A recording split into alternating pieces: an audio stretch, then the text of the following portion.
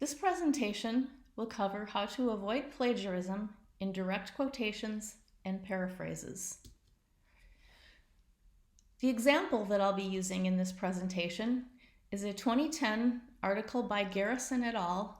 Published in the Internet and Higher Education, exploring causal relationships among teaching, cognitive, and social presence, student perceptions of the community of inquiry framework. One of the ideas from this article that I frequently refer to in my own writing is the idea expressed in the highlighted sentence here. The indirect or mediating effect of social presence on cognitive presence was also confirmed. So there are a couple of different ways that I might use that idea in my own writing. One possibility is that I would just quote the author's words directly. So that might look something like this. In a study by Garrison et al., 2010, that used structural equation modeling, quote, the indirect or mediating effect of social presence on cognitive presence was also confirmed, close quote, page 34. So you can see that there are three types of markers that demonstrate that this is a direct quote of the author's words. I cite the author, Garrison et al., and the year of publication. I have quotation marks around the portion of the sentence that is the author's words and not my words. And I have the page number where I found that quote.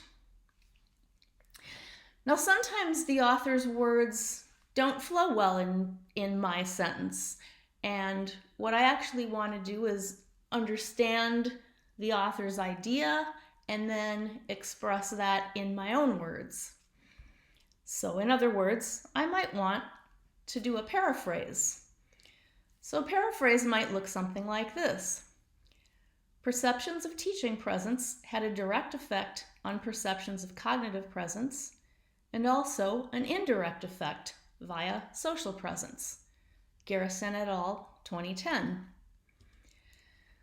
So for a paraphrase, you can see that I only need one marker to acknowledge the author. I didn't take the author's words, so I don't need the quotation marks and the page number, but I did take the author's idea, so I still need to cite them by name and the year of publication.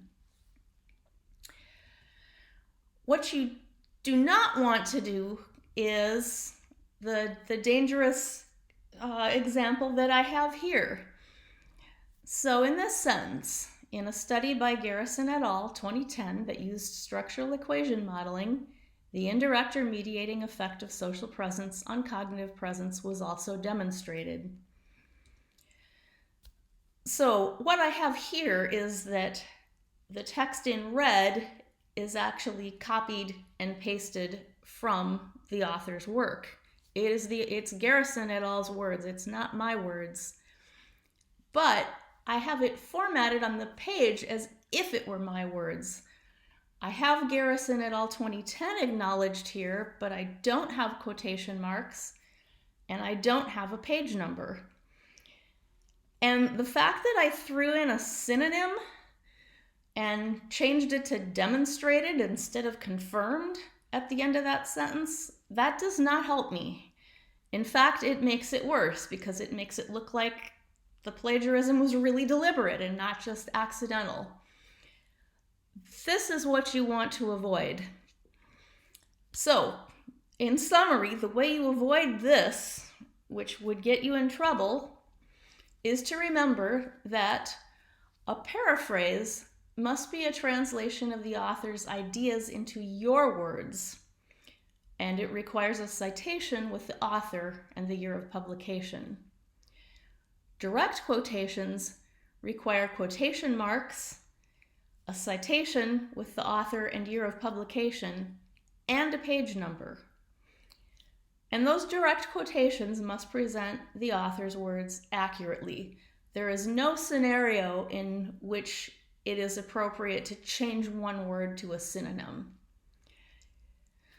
So I hope this was a helpful presentation on how to avoid plagiarism in paraphrases and direct quotations.